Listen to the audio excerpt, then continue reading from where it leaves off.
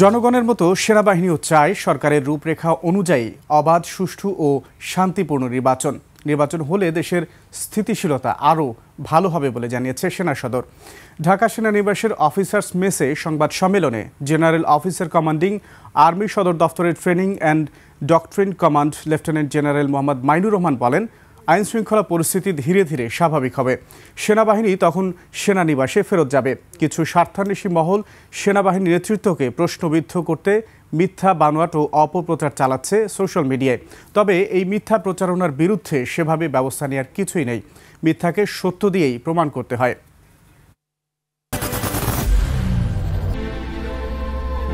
I am Ox. আমরা আশা করি যে নির্বাচন হলে দেশের স্থিতিশীলতা আরো ভালো হবে, আইন শৃঙ্খলা পরিস্থিতি ধীরে ধীরে স্বাভাবিক হবে এবং সেনাবাহিনী তখন সেনানিবাসে ফিরে যেতে পারবে।